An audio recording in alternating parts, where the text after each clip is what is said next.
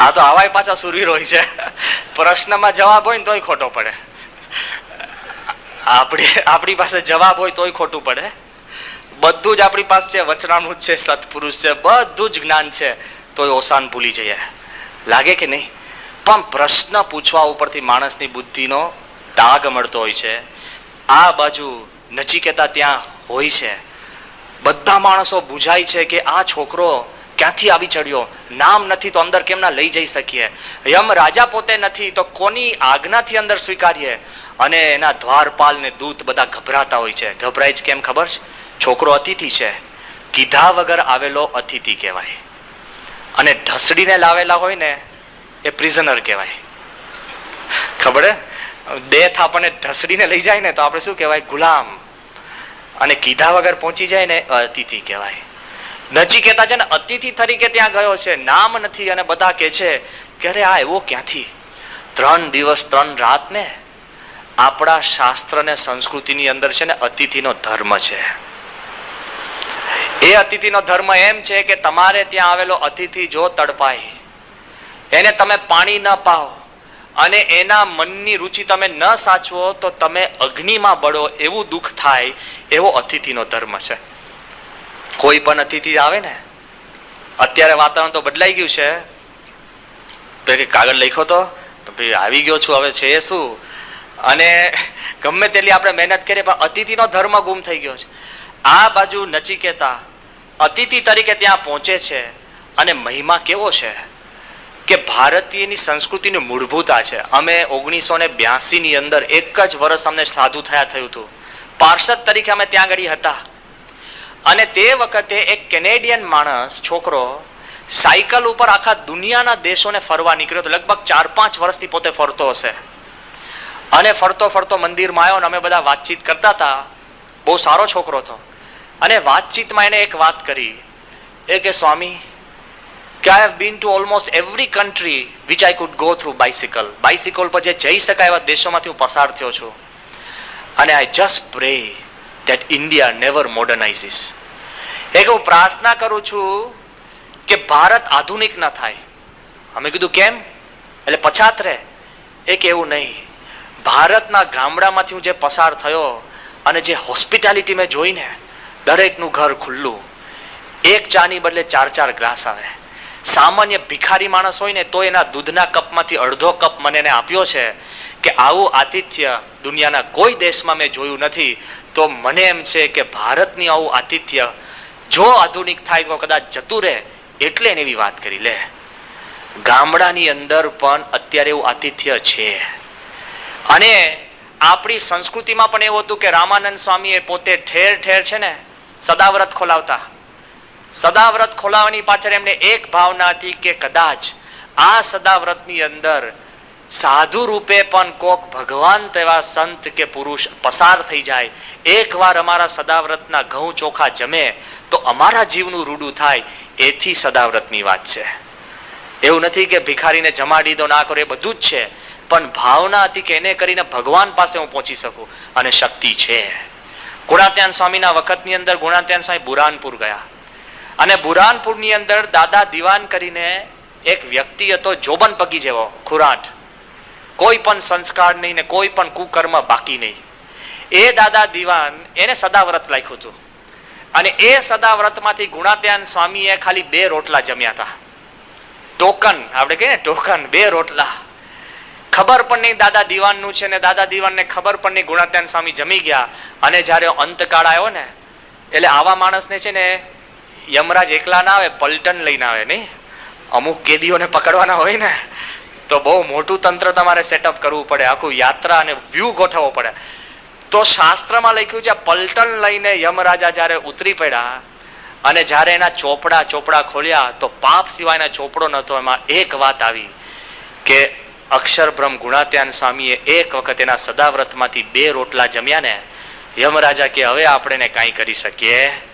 જો કેટલી શક્તિ છે. સંતને તમે એકદમ અતિથિ તરીકે આતિથ્યનું તમે જો સ્વીકારો ને રાખો તો માણસનું આખું જીવન બદલાઈ જતું હોય છે. એમને 2 ચોર હતા, મરવાણી એની પર આવ્યા, અને જ્યારે ચોપડો લઈને આવ્યા ત્યારે ભગવાનના દૂત એને લેવાય અને ચોર કે હારું એને મૂંઝવણ થઈ, ઘણા પોતાને મૂંઝવણ થાય એ કે હારું મેં કોઈ સત્કર્મ નથી કર્યું તારે તમે ક્યાં પહોંચી ગયા? એ કે ઘર બરાબર છે ને? એ કે બરાબર જ છે, પણ એ કે ભાઈ મને લાગે છે કે મારે ભગવાનના દૂત ના હોય. એ કે ના ના ના તું છે જ. એ કે પણ મેં કોઈ સારું કામ નથી કર્યું, મને યાદ નથી, તો તમે મને યાદ કરાવી આપો. એ કે એક વાર ચોરની પ્રથા હતી. કઈ પ્રથા? કે છે ને છાપરા પર પથ્થર નાખે અને કોઈક માણસ બારી ખોલીને બહાર આવે તો ખબર પડે ઘરે છે.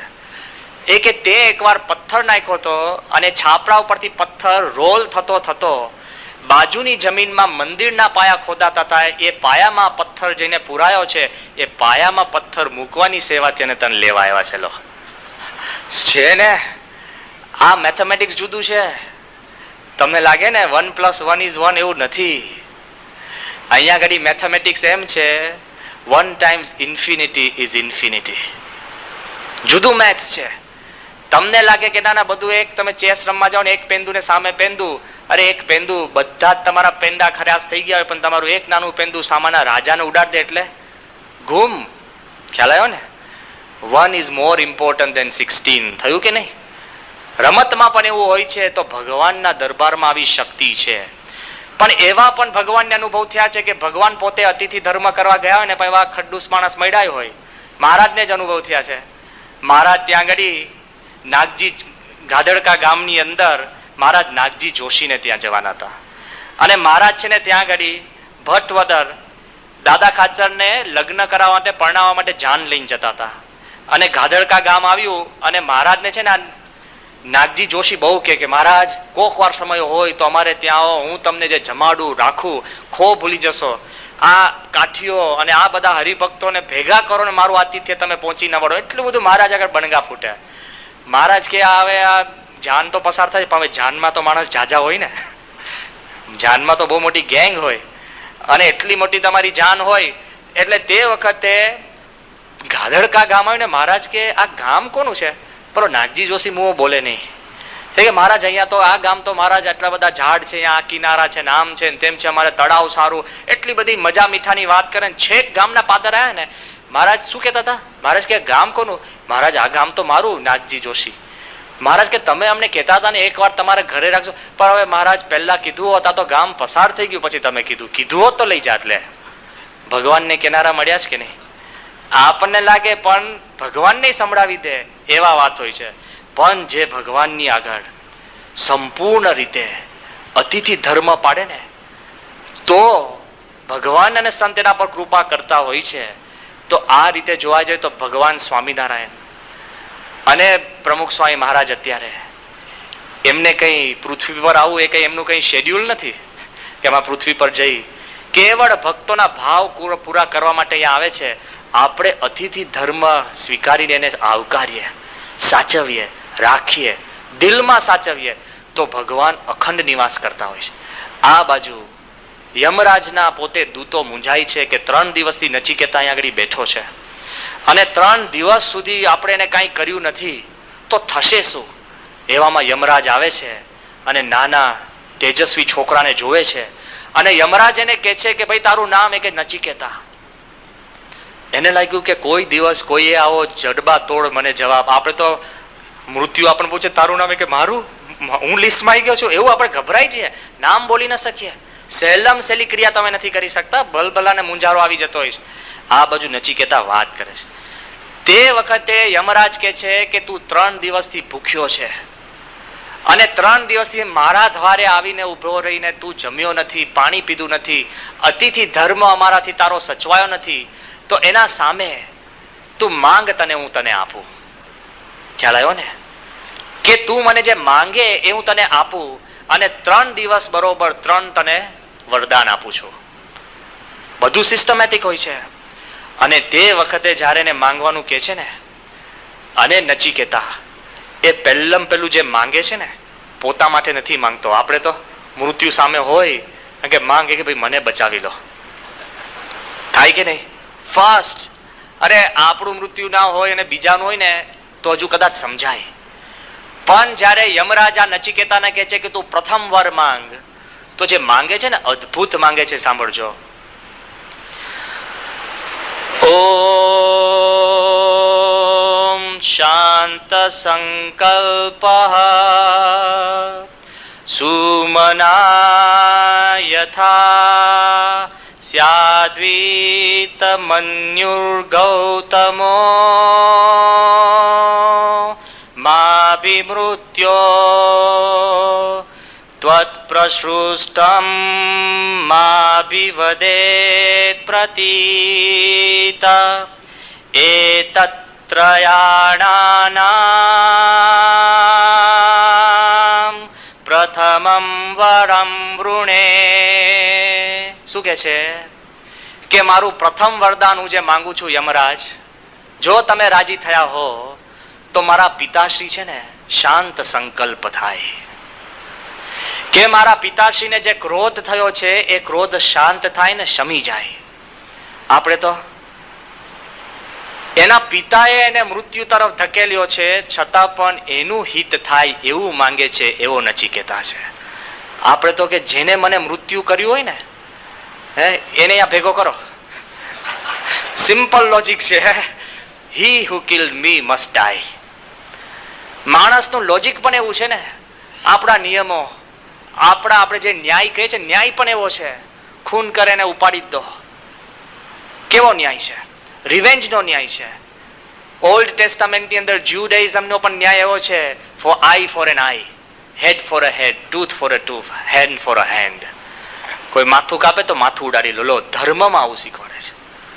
આ બાજુ ઉપનિષદની ઘડીમાં તો જુઓ, વગર વાંકે એમને નિર્દોષ છોકરાને મૃત્યુ પાસે ધકેલી દે છે તો પણ એ કહે છે કે શાંત સંકલ્પ. મારા પિતાશ્રીનો ક્રોધ એવો શાંત જાય કે ફરી વાર મને ઓળખી શકે. ખ્યાલ આવ્યો ને? ક્રોધમાં છે ને તરત બાપા ઘણી વાર કહે છે, સાંઈ બાપા સગા ભાઈ જયારે ઝઘડે ને ત્યારે કે તું મને ઓળખે છે? અરે ઓળખ્યો, ભેગો જ જમ્યો છે ને મોટો થયો છે ને ભેગા જ ફર્યા છે ને રહ્યા છે. તરત એને થઈ તું મને ઓળખ્યો. ક્રોધ આવે ને ભૂલી જાય, ઓળખી ન શકે. આ કહે છે કે તમે જો રાજી થયા હોય તો પોતા માટે ન માંગવું, પોતાના પિતા માટે માંગે છે. અને કેવું માંગે છે કે એને સુખ થાય એવું માંગે છે. આ તો ખાલી રમૂજી વાત છે એટલે કહું છું કે અમે ત્યાં આગળ આ તો જે વાત સાંભળી હતી એટલે કે 3 માણસો ભેગા થયા. અગેન એમાં એક ઇંગ્લિશમેન, એક સ્કોટિશમેન અને એક આયરિશમેન. અને પોતે છે ને સહારાના ડેઝર્ટની અંદર એકદમ પાણીના તરસે આમ બાષ્પીભવન કરી નાખે એવો તાપ, એમાં પોતે ફરતા હતા અને એકદમ આમ 3 મિત્રો પાછા. અને પોતે અંદર ફરતા ફરતા જતા હશે અને તે વખતે એકદમ ભગવાન પ્રગટ થયા. અને ભગવાને કીધું કે તારે જે માંગવું હોય તું માંગ. એમાં સ્કોટિશમેન હોય ને, ઠંડીનો પ્રદેશ, દારૂ ઝાઝું પીવે. અને એને ભગવાન પાસે માંગ્યું કે ભગવાન જો તમે મારા પર રાજી થયા હોય ને તો મને પાછો મારા ગામની અંદર સ્કોટલેન્ડમાં મૂકી દો, અને દારૂના પીઠા હોય, ઠંડુ દારૂ મને મળે તો હું શાંતિથી જીવન જીવી શકું, પણ આ સહારાના રણમાંથી મારી મુક્તિ કરો. ભગવાન કે તથાસ્તુ, પહોંચી ગયો. બીજો ઇંગ્લિશમેન હતો, એ પાછો થોડોક રિઝર્વડ હોય.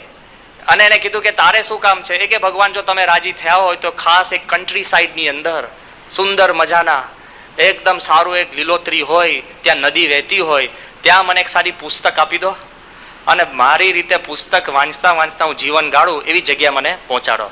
અને ત્રીજો પેલો આપણો મિત્ર તો હતો આયરિશમેન, એને ભગવાને કીધું કે તું શું માંગ, તો તારે જે માંગવું એ માંગ. એ કે ભગવાન હવે મારા મિત્રો હતા ને હવે મને બહુ એકલવાયું લાગે છે, તો મારા મિત્રો બે પાછા આવી જાય તો સારું. લે મારો મૂર્ખનો જામ છે ને, શું માંગ્યું એને? પેલો બિચારા માંડ મુક્તિ થઈને ભેગા કરી દીધા ને. આપણું એવું હોય છે, જો બસમાં ન ટિકિટ લીધી હોય કોઈ પકડે ને તો આપણે કે પેલા નથી લીધી. કેવું વૃત્તિ છે! આપણા પર રેડ પડે તો બીજા 10 ઉપર પડાવે ત્યારે શાંતિ થાય. Come out of it. એ વૃત્તિમાંથી બહાર નીકળવાની વાત છે. નચિકેતા શાંત સંકલ્પ. મારા પિતાશ્રીનો ક્રોધ શાંત થાય. ફોરગિવનેસ. આટલી બધું વીત્યા પછી પણ ક્ષમા આપી શકે ને એ જીવ કંઈક ઊંચો હોય. યોગી બાપા પોતે સુનૃતમાં વાત કરે છે અને યોગી ગીતામાં એ વાત કરે છે. શું કહે છે ખબર છે? કે ક્ષમા આપો. બહુ મોટો ગુણ છે. ક્ષમા આપે ને તો અંતરમાં આનંદના ફુવારા ઉછળે છે. થાય જ કોઈને? કારણ કે ખરી રીતે ખરા દિલથી આપણે ક્ષમા આપી જ નથી શકતા. હૃદય સક્ષમ જ નથી ક્ષમા આપવા માટે. અને તમારે જો જીવન આગળ વધારવું હોય તો ક્ષમા આપતા શીખો અને ભૂલતા શીખો. એ આ નચિકેતા આપણને પોતાના પેલામાં શીખવાડે છે અને એ શીખવાડે છે અને એમાં કેટલી બધી શક્તિ, એટલી બધી શક્તિ પેદા થઈ હોય છે ને કે માણસ છે ને એમાં કોઈનું જીવન બદલાઈ જાય છે. એક કથા વાંચી હતી, ક્ષમાની ઉપર જ છે. અહીંયા ઘડી આપણને આ સાર ઉપર અંદર કામ લાગે છે કે એક માણસ પોતે જેલમાં હતો, આખી જિંદગી ખરાબ કામ કર્યું હતું અને એને જન્મ ટીપ થઈ હશે અને એને પોતાના દિલની અંદર પણ ઘણીવાર મેં જેમ કીધું ને, ખરાબ કામ કર્યા પછી આપણને અફસોસ દિલભર રહેતો હોય છે, પણ લોકો આપણને ખરાબ ખરાબ કહે ને પછી આપણે માની બેઠા હોય છે કે ભાઈ હવે હું ખરાબ જ છું ને તો શા માટે લોકો આવું માનતા હોય, મારે આ માટે સારું થવું. ખ્યાલ આવી ગયો ને? એ પ્રમાણે આ માણસ જેલમાં 20 વર્ષની જન્મ ટીપ અને જ્યારે જે દિવસે જેલમાંથી બહાર નીકળવાનો એનો વારો હોય છે ને એ અઠવાડિયા પહેલા એના માતા પિતાને પોતે પત્ર લખે છે. શું કે મેં આપણા કુડુનું નામ બહુ લજવ્યું છે, મને એમ થાય છે કે હવે હું ઘરે પાછો આવું કે નહીં, મારા લીધા તમારે બધાએ નીચું જોવું પડ્યું છે, મારા 20 વર્ષ પૂરા થાય છે અને જો તમે માફ ન કરી શક્યા હોય ને તો હું પોતાના ગામમાં નહીં ઉતરું અને ટ્રેન છે ને મારી આગળ નીકળી જાય અને મારું જીવન હું મારી રીતે બનાવી લઈશ. અને જો તમે મને માફ કર્યો હોય થોડોક પણ તો આપણું રેલવે સ્ટેશન છે ત્યાં ગાડી એક પીપળાનું ઝાડ છે અને તમે મને માફ કર્યો હોય તો પીપળાના ઝાડ ઉપર એક નાની પીળા રંગની રિબીન બાંધજો, એક જ નાની પીળા રંગની રિબીન બાંધજો. જો તમે મને માફ કર્યો હોય હું ખાલી જોઈ લઈશ અને માફ કર્યો હશે તો હું ઘરે આવીશ, ન કર્યો હોય તો મારો રસ્તો હું શોધી લઈશ.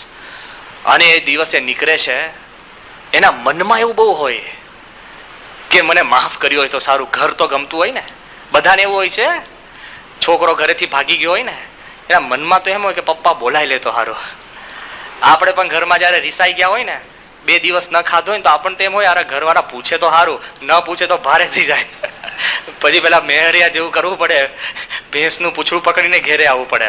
ખબર છે યોગી બાબા વાત કરતા, એક દરબાર બહુ રીસાણા અને ઘરવાળા જોડે અબોલા કર્યા કે હવે તારા હાથની રસોઈ જમે એ બીજા, ઘરમાં પગ મૂકવું એ બીજા, એમ કરીને ગામને પાદરે બેસી ગયો અને બધાને કે હવે ઘર જાય બીજા અને કે બહુ આમ છે દાદાગીરી કરે, કેટલું બોલે, જ્યારે બોલવાનું શરૂ થાય ત્યારે કઈ બાકી ના રાખે.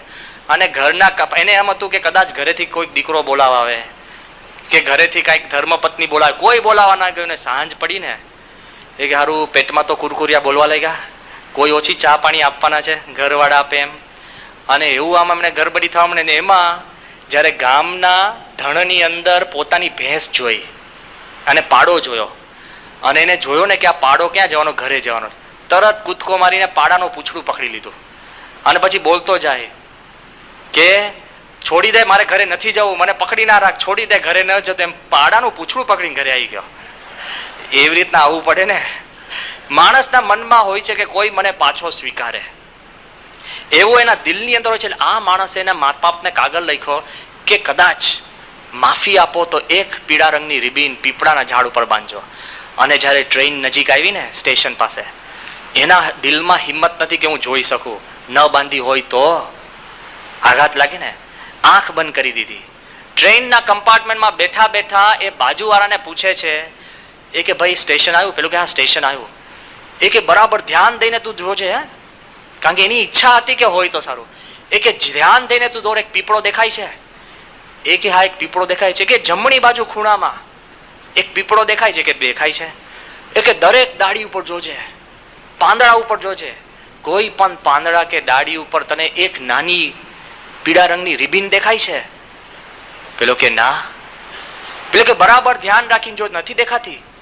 એ કે સાચી વાત કરું કે આખા ઝાડને પીળા રંગની રિબીનોથી બાંધી દીધું છે. વિચાર આવે છે? એ કે છે એક વાર નહીં અનંત વાર તને માફ કર્યો અને હૈયામાં કેવો આનંદ થાય. જો માફી આપી શકો ને તો સામેના વારસને તમે નવું જીવન આપો છો. અને યોગી બાપા કહે છે કે અંતરની અંદર આનંદના ફુવારા ઉત્પન્ન થાય છે, કેટલી બધી શક્તિ પેદા થાય છે. નચિકેતા એક શીખવે છે કે મારા પિતા શાંત થાય, એને હું માફ કરી શકું અને એ મને ઓળખી શકે એવી એની પાસે શક્તિ થાય. અને પ્રમુખ સ્વામીની જો મોટામાં મોટી શક્તિ આ છે ત્યાં લંડનની અંદર એક છોકરો હતો, હું નામ નથી દેતો, પહેલા મારી જોડે અભ્યાસ જ કરતો હતો. તે વખતે સત્સંગમાં નહોતો, પણ સત્સંગમાં આવ્યા પછી ચાર્ટર્ડ એકાઉન્ટન્ટ થયો. ચાર્ટર્ડ એકાઉન્ટન્ટ થયા પછી દુનિયાની સારામાં સારી નામાંકિત ફર્મની અંદર કામ કરતો થયો. પણ આ છોકરાને મોટામાં મોટી એક કુટેવ પડી, કઈ ખબર છે? ગેમ્બલિંગ. એને જુગારની, અને જુગારની ટેવ ન જાય. 2 વખત પહેલા સ્વામીના હાથે પાણી લીધે તું તોય હારી ગયો હતો. અને જે વખત હું એને જ્યારે મળ્યો ને ફરીવાર, તે વખતે એ વર્ષની અંદર 67,000 પાઉન્ડ, એટલે તમે ગણી લેજો, લગભગ 50-60 લાખ રૂપિયા એક જ વર્ષની અંદર જુગારમાં ખોઈ બેઠેલો. મારા કરતા 1 વર્ષ નાનો એવો છોકરો. અને પછી મેં એને કીધું કે ભાઈ તું ચાલ બાપા પાસે ફરીવાર. એ કે ના કે બાપા પાસે મારે નથી આવું, કે મને નિયમ આપશે હું નહીં પાડી શકું. પાછો એના મનમાં દ્રઢતા, અને એના મનમાં એમ ભય રહે કે પ્રમુખ સ્વામી પાસે મેં 3 વાર પાણી લીધું, અને મેં પાછું આ ભૂલ કરીને, આજ વખત ભૂલ કરીને પાછું પાણી લઈશ તો મને પ્રમુખ સ્વામી માફ નહીં કરે. એટલી મનમાં ગભરાટ હતી ને, એ પોતે આવે નહીં. સ્વામીને ખાનગીમાં અમે જ્યારે સ્વામીને કહ્યું, મેં કહ્યું બાપા આ છોકરો છે, મંદિરમાં આવે છે, દર્શન કરે છે, સભામાં બેસે છે, આપની પાસે નથી આવતો, કેમ? મેં કહ્યું સ્વામી 3 વાર તમારું વચન ઉથાપ્યું છે ને 3 વાર જુગારને લતે ચડી ગયો છે, હવે ના પાડે છે. સ્વામી કે તું એને હાથ પકડીને કહેજે કે સત્પુરુષનું હૃદય એવું હોય છે કે આખા બ્રહ્માંડના પાપ પોતે માફ કરી શકે છે. એક માણસના પાપની શું હેસિયત? આખા બ્રહ્માંડના પાપ તમે કહો, તમે કહી શકો ને તો સત્પુરુષ માફ કરે છે. એટલી બધી શક્તિ છે. એટલે જ્યારે પહેલું વર માંગે છે ને, યમરાજાને લાગે છે કે આ છોકરો છે ને સામાન્ય નથી, જબરજસ્ત મેધાવી મુમુક્ષુ છોકરો છે. એટલે યમરાજા કહે છે તું હવે બીજું વર માંગ, પણ ભાઈ તારા માટે માંગ. કેવી એની કમાલ છે કે આપનારને કન્ડિશન મૂકવી પડે કે હવે તું તારા માટે માંગ. આપણે તો ભાઈ હવે તારા માટે બહુ માંગ્યું, હવે ટૂંકમાં બીજા માટે માંગ તો સારું. આપણે બધું પેટા વિભાગમાં હોય, ખ્યાલ આવ્યો ને? બધું પેટા વિભાગમાં જાય. આપણે સિવાય બીજું કાંઈ જ નથી, બીજું બધું પેટા વિભાગમાં. એ તો જ્યારે જમીન વેચણી કરવાની હોય ને, સગા ભાઈ ગળચી પકડે ને, ત્યારે ખબર પડે કે કોના માટે જીવન જીવે છે.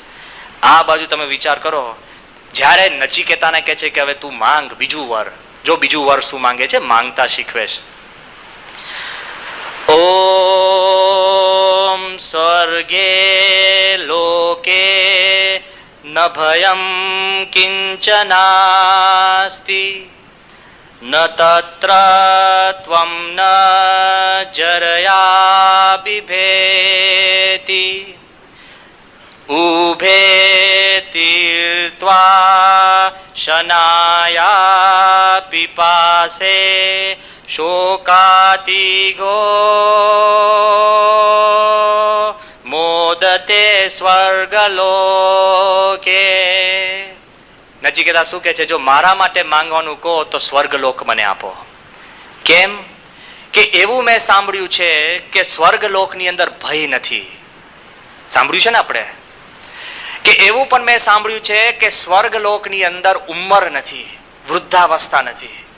જો માણસને 2 મોટા ત્રાસ હોય ને તો ઉંમર અને ભય. એ કે સ્વર્ગ જે દુનિયા છે જેમાં ભય નથી, વૃદ્ધાવસ્થા, જ્યાં થોડા વાર નથી, જ્યાં ઘડી આપણને વા નથી, જ્યાં કેડ રહી જતી નથી, જ્યાં દાંત ખરી નથી જતા, એમને આપણે શીરા લાપસી પર ના આવવું પડે, બધું જ ખાઈ શકો. એ સ્વર્ગલોકની અંદર જ્યાં ભય નથી, એવા સ્વર્ગલોકની મને પ્રાપ્તિ થાય ની મને ટેકનિક શીખવાડો. એવું નચિકેતાને કે છે જ્યાં બીમારી નથી, દવા નથી, કોઈ તમારે પૈસા, સત્તા, કોઈ શક્તિના કોઈ હાડામારી નથી, એવા સ્વર્ગલોકની મને તમે રીતિ અને ગતિ શીખવાડો. અને હકીકતની અંદર માણસને છે ને એવી સ્થિતિ જોઈએ છે ને કે કોઈ એમાં પરિવર્તન ના થાય, એવું નચિકેતા માંગે છે. એવી સ્થિતિ. અત્યારે તો આપણી છે ને સત્તા આવે ને સત્તા જાય ને, સત્તા વગરના માણસો આપણે જોયા છે ને, રિટાયરમેન્ટ છે ને અર્લી ડેથ છે. એ ભગવાન અને ભગવાનના સંતનો ભક્ત હોય ને ભક્તિ હોય ને તો રિટાયરમેન્ટ થયા પછી પણ એ સુખી રહી શકે છે. સ્વામીને જ સંતો પધરામણી હતા. એક જૂના પોલિટિશિયન ઘણા વખત પહેલા ઉતરી ગયા હતા. એ ઘરમાં લઈ જઈને સ્વામીને કીધું કે સ્વામી આ ખુરશી છે ને હું ખાસ છે ને લઈ આવ્યો છું. 20 વર્ષ આ ખુરશી પર બેઠું ને પછી મને બીજી ખુરશી પર મજા નથી આવતી, સરકારમાં વિનંતી કરીને મારી છે ને મિનિસ્ટરની ખુરશી લઈ આવ્યો છું. લે શાંતિથી એમને બેસે, હજુય કેફ ના ઉતરેલો. લાગે છે કે નહીં? કેટલો સત્તાનો નશો છે. સ્વર્ગલોક એવું છે કે સત્તામાં ચડતી પડતી નથી, સ્થિરતા છે. નથિંગ થ્રેટન્સ યુ, એવો લોક છે એવું કે છે. અને કેવો છે કે કોઈ પ્રકારનો ભય નહીં. માણસને કોક એવા માણસ હોય ને કે જેને ખાવામાં ભય. એક માણસ બહુ જ મોટા IAS ઓફિસર છે, એના દીકરાને એવો પ્રશ્ન છે કે એને એમ છે કોઈ પણ વસ્તુ કોઈ ખાવા બનાવે ને તેમાંથી મને એમાં જંતુ પેસી જશે. સગી માનું રાંધેલું અન્ન પણ ખાતો નથી, એવું એને માનસિક દર્દ થઈ ગયું છે. કોઈ પણ વસ્તુ છે ને એ પોતે ચા બનાવે ને પછી જ પી શકે, સ્વયં પાકી લે. એમને બહારનું ન ખાય, કાંઈ ના ખાય, ઘરમાં ના ખાય, ઘરમાં ત્રાસ. પેલો કે સ્વામી હું કરું છું. હવે એના મનમાં એવું થયું જો ભય, કોકને એવા ભય હોય કે નાના લિફ્ટમાં ઘરે ને તેને લાગે લિફ્ટની દિવાલ પાછી પાસે આવે છે, ક્લોસ્ટ્રોફોબિયા, અને લિફ્ટમાં જ ન જઈ શકે, ચીસાચીસ કરે. મચ્છરદાનીમાં શું હોય ને તો એને લાગે મચ્છરદાની આમ એક્સટેન્ડ થાય ને ફટાક દઈને પાછી આવે રબરની જેમ, રહી જ ના શકે. અને એની સામે કોકને એવો ભય હોય કે તમે ખુલ્લા મેદાનમાં મૂકો ને તેને લાગે કે હું ખેંચાઈ જઈશ. આ ભય છે નહીં? ઘણાને એવા સ્વપ્ન આવતા હોય સતત કે ઉપરથી પડ્યા જ કરે, નીચેની ભોંય આવે જ નહીં. આવે છે ને, ઘણા બધાને આવતા હશે, અને મને આવે છે. આપણને લાગે આ ક્યાં અંત જ નથી આવતો, આ કેવું છે? જો આ જુદા જુદા પ્રકારના માણસના મનમાં ભય પેદા થતા હોય છે. રોગનો ભય. હવે સામાન્ય રોગ હોય ને માણસને ગુલામ કરી નાખે, અસ્થમા, ન જાય એટલી બધી ચિંતા, ત્રાસ, ભય. અરે સાઉથ ઇન્ડિયામાં કોકે એક ગામ શરૂ કર્યું છે કે મંત્રેલી માછલી આપે તો જીવતી માછલી ગળવાની, અને જીવતી માછલી ગળો ને તો તમારો અસ્થમા જતો રહે. આપણા સત્સંગીઓ ઉપડ્યા, મને કે હું ગળીને પછી ઓકી નાખું, તો મેં કે ભાઈ ના આવી ચાલે, કે માછલી ગળીને ઓકવાની વાત છે. હા એવા બધા એ કે સ્વામી પણ ઓકી નાખીશ, પણ જીવતી માછલી તમે એમાં નાખો ને તો એમને શ્વાસ અદ્ધર થઈ જાય ને અસ્થમા જતો રહે. થઈ જાય કે નહીં? અંદર લપસતી જાય તો કેવું તંત્ર છે. અરે એક બીજા સત્સંગી એને કોઢ થયો હતો. હવે કોઢનો રૂપનો કઈ ભય છે? પણ રૂપનો ભય છે. જોજો ભય ચાલે. જ્યારે ટીનેજર હોય ને અને જુવાનિયા બેઠા છે ને, નાક ઉપર એક ખીલ થાય ને તો ટેન્શન ત્યાં ક્યાં થયું, આટલું મોટું શરીર છે ને, ગમે ત્યાં થાત તો વાંધો નથી, અહીંયા જ સિલેક્ટેડ, પાછા ખીલ ત્યાં જ થાય, સિલેક્ટ થઈને ત્યાં થાય. અને વાંસામાં ગમે તેવું ઘૂમડું થાય ને વાંધો નથી, કોણ જોવે છે? ખ્યાલ આવ્યો ને? રૂપનો ભય છે. આને કોઢ થયો. આખું સત્સંગી કુટુંબ અમારી પાસે ભેગું થઈને આવ્યું કે અમારે ક્યુબા જવાનું છે. કેમ? ક્યુબામાં એક વૈદ છે, એ માણસના જ્યારે સ્ત્રીઓને દીકરા જન્મે કે દીકરી જન્મે, જન્મ પછી જે પ્લસેન્ટા બહાર નીકળે ને, એ પ્લસેન્ટા બહુ જ રીચ લોહીથી અને તત્વોથી ભરેલું હોય છે. તે પ્લસેન્ટામાંથી દવા થઈને એની ચામડી પર ચોપડે તો કોઢ જાય, એવી માન્યતાથી 6 મહિના ક્યુબા ગયા, રોજ પૂજા કરે. ક્યુબા ગયા અને અત્યારે કોઢ પાછો બમણો છે. પરિસ્થિતિ કેવી છે? ભય, ડિઝીઝનો ભય, સત્તાનો ભય, એ બધો જ ભય આપણને થતો હોય છે. અને ત્યારે આ માંગે છે કે મને એ રીતિ અને એ ગતિ શીખવાડો સ્વર્ગમાં જવાની. અને એવું નથી કે સ્વર્ગ છે એવો પ્રશ્ન નહીં, આપણે તો એવું જ કહીએ, પહેલો પ્રશ્ન ભગવાન છે કે નહીં? છે. લે, પણ ગતિ સા માંગ ને, એક પ્રશ્નમાં 2 જવાબ આવી જવા જોઈએ. આપણે તો એવા બધા અર્ધકચરા પ્રશ્ન પૂછીએ ને કે કાંઈ પહોંચીએ જ નહીં. આ બાજુ નચિકેતા એને કહે છે કે મને રીતિ ને ગતિ શીખવાડો, ને યમરાજા રાજી થઈ જાય છે. એ વખતે એ યુગની અંદર, આપણે જેમ ઉપનિષદની અંદર, તે વખતે યજ્ઞ દ્વારા બધી ફળ મળતા, દીકરા થતા મંત્ર દ્વારા. તો યમરાજા નચિકેતાને કીધું તૈયાર થા, તૈયાર.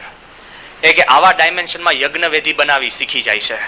આવી રીતના મંત્રથી અગ્નિ પ્રગટ કરવો, આ મંત્ર બોલવા, આ રીત છે, તપ કરવા, ઉપવાસ કરવા, આવી રીતના જીવન જીવવું. એ રીતે તું યજ્ઞ યાગાદિ કરીશ તો તને સ્વર્ગ જવાની ગતિ મળશે, અને તું આ ઉંમર અને ભયથી પર થઈ શકીશ. અને હજુ તો યમરાજા હજુ બોલવાનું બંધ કરે છે, નચિકેતા કડકડાટ બધું બોલી જાય છે. યમરાજાને લાગે છે કે આ જબરજસ્ત ચેલો છે. યમરાજાને લાગે છે કે આવો કોઈ શિષ્ય મને નહીં મળે, એટલે થોડા રાજી થાય છે. જોજો, ઘણીવાર દુશ્મન પાસે એવી શક્તિ હોય ને કે વેરી ઘા વખાણે, ખ્યાલ આવ્યો ને? એવા ચોરો પેદા થઈ જાય કે પછી પોલીસ પકડે ને પોલીસ લાગે હારો અ મેન ટુ રિસ્પેક્ટ, કે આ માણસ છે ને ખરેખર આમ ભલે એને પકડ્યો આ છે તે છે પણ પાવરફુલ માણસ હતો, થઈ જાય એવું. તે વખતે બધાના મનમાં એવું થાય આ બાજુ યમરાજાની સામે મુકાબલો કરવા માટે એક જુવાન છોકરો બેઠો છે અને યમરાજાને અંતરમાં ગલી ગલી થાય છે કે આ માણસ છે ને ખરેખર વ્યવસ્થિત છે. અને તે વખતે યમરાજા પાછો એને શું કહે છે? હવે સાંભળજો, આ પ્રેમની વાત આવી, માંગણીની વાત નથી. નચિકેતાએ આનાથી પર કઈ માંગ્યું નથી, પણ ગુરુ રાજી થાય ને હિસોરા છૂટે, હાથ છૂટી બલા થઈ જાય. એટલે યમરાજા શું કહે છે ખબર છે? યમરાજા કે બરાબર છે, આ અગ્નિ, આ રીત, આ વેધી, આ મંત્ર એ બધું સ્વર્ગે જવાય અને પછી ઉપાસનાનો માર્ગ લઈને તું એનાથી પણ આગળ જઈ શકીશ. એટલે નચિકેતાને થાય છે કે વેઇટ અ મિનિટ, સ્વર્ગથી પણ આગળ જવાની કઈક વાત આ જવાબમાં બોલ્યા. સમજાયું ને? યમરાજાએ જાણી જોઈને બાજી ખુલ્લી મૂકી. આપણે કોઈ છોકરો આપણી પાસે આવે કે પપ્પા મને સાયકલ લાવી દો ને, એ કે સાયકલ માંગી પછી સ્કૂટર નહીં માંગતો, તે કે તો સ્કૂટર લાવી દો. સ્કૂટર માંગી પછી તો ગાડી નહીં લઈ આપો તો ગાડી આપો. થયું ને? તમારા જવાબમાં જ તમે છે ને પ્રશ્ન આપી દો છો. ખ્યાલ આવ્યો? એમ યમરાજા એને કહે છે કે તને સ્વર્ગ સુધી ગતિ થાય એવી રીત તો શીખવાડું છું, પણ પછી ઉપાસના મેળવીને આગળ જવું. પેલો કે ભાઈ આગળ ક્યાં? ઉભા રહો ઉભા રહો ઉભા રહો. યમરાજા એને કહે છે કે ભાઈ ઉભો રે, તને હું તારું એટલો રાજી થયો છું કે હું તને ચોથો વર આપી દઉં છું અત્યારે, ત્રીજો માંગે પહેલા. કેમ? એ કે આ જે યજ્ઞ, આ જે અગ્નિ દ્વારા જે ભગવાનના સ્વર્ગમાં જઈ શકાય એ અગ્નિનું નામ નચિકેતા અગ્નિ આપી દઉં છું તારા નામે, અમર થઈ જશે. એવું જ્યારે કે છે તોય છે ને નચિકેતા ખુશ નથી થઈ જતો. આપણને તો હા, આપણા જીવનકાળ દરમિયાન આપણી સ્ટ્રીટનું નામ આપણા નામ ઉપર પડે તો કેફ માય નહીં. હા, એમને એમ અરે ખાલી વિઝિટર કાર્ડ ઉપર આપણું નામ હોય ને તોય મલકાયા કરે કે આપણું વિઝિટર કાર્ડ છે. અરે તમે જ છાપ્યું છે, બીજા ક્યાં છાપ્યું છે? આપણે છાપીને અંદર લંગર લાંબુ કરીને પછી ફેરવતા ફરીએ, બીજો છાપે ને આપે ને એ વાત જુદી. તમે છાપીને ફરફર કરતા હોય, પોતાના રાજ્યમાં તમે રાજા, કોઈ કામના નહીં. આ બાજુ યમરાજા નચિકેતાને અમર કરવા માટે કે આ અગ્નિનું નામ નચિકેતા આપું છું, તોય છે ને પેલો રાજી નથી થતો, ગલગલિયા ના થઈ જાય. આપણને કંઈક સોંપી દે તો ખુશખુશાલ થઈ જાય. પણ નચિકેતાને શું કે છે કે પણ મારે ત્રીજું વરદાન બાકી છે. જો ટિપિકલ જ્ઞાન પ્રાપ્ત કરવા નીકળ્યો છે અને ત્રીજી વરદાન જે આમ ઘા કરે છે ને, યમરાજા હલી જાય છે. નચિકેતા કહે છે કે યમરાજા જો તમે રાજી થયા હો તો ભલે તમારે મારું નામ તમે આ અગ્નિ સાથે જોડી દીધું, નચિકેતા અગ્નિ, નચિકેતા યજ્ઞ, પણ એ કહે છે માને ત્રીજું વરદાન જોઈએ છે, તમે મને આપો. યમરાજા કહે છે કે તું વિચારીને માંગજે ત્રીજું વરદાન. તો કે ના, વિચારીને માંગુ છે કે તમે જે કીધું કે સ્વર્ગથી પર કંઈક છે એ મને આપો. પતી ગયા ને? ત્યારે યમરાજાને લાગે છે કે આ છોકરો છે ને સાચી દિશામાં છે. અને યમરાજા કહે છે કે શું તું માંગે છે? જો માંગે છે સાંભળો. એ કહે છે ઓમ યેયમ પ્રેતે વિચિકિત્સા મનુષ્યે અસ્તિ યે નાયમસ્તિ ચૈકે એતદ વિદ્યા મનુષિષ્ટત્વયાહમ વરાણામ એષ વરસ્તૃતીયઃ. એ શું કે છે કે યેયમ પ્રેતે વિચિકિત્સતા મનુષ્ય અસ્તિ તે કે નાયમ અસ્તિ તિયે કે ચૈકે. એ શું કે છે કે અમુક લોકો કે છે કે મૃત્યુ પછી, એવું કે છે કે અમુક લોકો કે છે કે મૃત્યુ પછી જીવન નથી, અને અમુક લોકો એવું કે છે કે મૃત્યુ પછી પણ જીવન છે.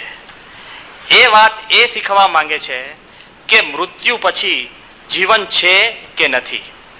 બહુ જ સ્પષ્ટ રીતે એ વાત કરે છે કે તમે મને સ્પષ્ટ રીતે કહો કે કોક કે છે કે આત્મા છે અને કોક કે છે કે આત્મા નથી. કોક એવું કે છે કે માણસનું શરીર મરે તે ભેગો આત્મા મરી જાય છે, અને અમુક લોકો એવું કે છે કે માણસનું શરીર મરી જાય છે પણ આત્મા અખંડ અમર રહે છે. મૃત્યુ પછી આત્માની સી ગતિ છે એ તમે મને કહો.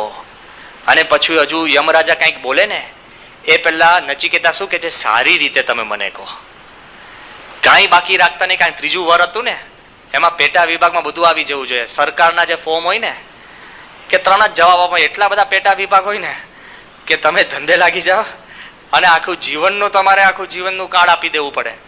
એમ આ કે છે કે આ પ્રશ્ન મૃત્યુ પછી આત્મા છે કે નહીં એ તમે મને કહો. અને તે વખતે આ ત્રીજા વરદાનથી યમરાજા છે ને એકદમ સ્થિર થઈ જાય છે. યમરાજા કે છે નચિકેતાને કે ભાઈ તું બીજું કંઈક માંગ, કે ચાલ તને ત્રીજું વરદાન ફરી માંગવાનો અવસર આપું છું. હવે નાનો છોકરો હોય ને તો માની જાય નહીં. આપણે કે તારે આ જોઈએ કે પપ્પા મારે છે ને પીપી જોઈએ કે એને ચુઈંગ ગમ ચાલશે, એ સારું ચુઈંગ ગમ ચાલશે, કાંઈ એને ખબર નથી. આ છોકરો તો હોશિયાર છે અને દ્રઢતા કરીને બેઠો છે ને જેમ આગળ વધતો ગયો એનો નિશ્ચય દ્રઢ થતો જાય છે. ફરીવાર યમરાજા કહે છે તું બીજું કંઈક માંગ. એ કે તમે રાજી થયા ને તો આ જ આપો. અને હકીકતમાં દુનિયામાં મોટામાં મોટું જે મૂંઝવણ હોય ને આ છે. ભલ ભલા ધર્મો મૂંઝાય છે. બાઇબલની અંદર શું વાત આવે છે, મેં વાત કરી કે આ શરીર જ આત્મા છે. શરીર મરે એટલે આત્મા મરી જાય છે. મૃત્યુ પછી આત્મા જીવે છે એવી વાત નથી આવતી. તેથી જ એ લોકો શરીરને દાટે છે. અને જ્યારે ડે ઓફ જજમેન્ટ આવે ત્યારે શરીર પાછું ભગવાનની દયાથી ઊભું થાય અને ભગવાન એને અખંડ ભગવાનના ધામમાં મૂકે કે અખંડ નરકમાં નાખે એવી માન્યતા છે. આત્મા મૃત્યુ પછી જીવે છે એવું ક્રિશ્ચિયન ધર્મમાં નથી. કુરાનમાં પણ એમ જ છે, એક જ જિંદગીની વાત છે. નાસ્તિક શાસ્ત્રો શું કે છે કે આપણને જે શરીર મળ્યું છે એ એક્સિડન્ટ કહેતા કે અકસ્માતથી મળેલું છે અને અકસ્માતથી મરી જાય છે. આત્મા પરમાત્માની કોઈ વાત જ નથી. મૃત્યુ પછી કોઈ ગતિ જ નથી. ઇજિપ્તના લોકો, અમે ઇજિપ્ત ગયા એવું માને છે. એવું કે છે કે રોજ આપણો આત્મા મરે છે ને રોજ જીવે છે. માણસનો આકાશમાં રહેલો આત્મા એટલે સૂર્ય. જ્યારે અંધકાર થાય ત્યારે જબરજસ્ત યુદ્ધ ખેલે છે. લોહી લુવાણ થઈને સવારના સૂર્ય કેવા રંગનો હોય છે? લાલ. એટલે લોહીના રંગે રંગાયેલો લાલ સૂર્ય ફરીવાર મનુષ્યને જીવતા કરીને પાછો જીવિત થાય અને માણસ જ્યારે ઊંઘી જાય ત્યારે સૂર્ય મરી જાય છે. એવી માન્યતા એ લોકોના મનમાંથી, પણ આત્મા અખંડ અને જીવે છે એવી માન્યતા નહોતી. મેક્સિકોની અંદર શું હતું કે માણસને દેહને આત્મા જુદા કરવા માટે તમને શરીરની અંદર, ચામડીની અંદર કાણા પાડીને ઝાડ જોડે લટકાવીએ. જેમ તમને કપડું ઉતાર લો ને એમ તમારું શરીર આત્મામાંથી દૂર થાય. જોખમ છે ને. હિન્દુ છો તો સારા છો કે નહીં?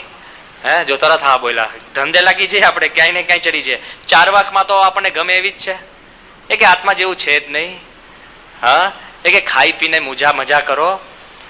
ઋણમ કૃત્વા ઘૃતમ પીબેત. અરે ઉધાર લઈને પણ તમે જમો, મરી ગયા પછી કોણ લેણિયાત લેવા આવવાના છે?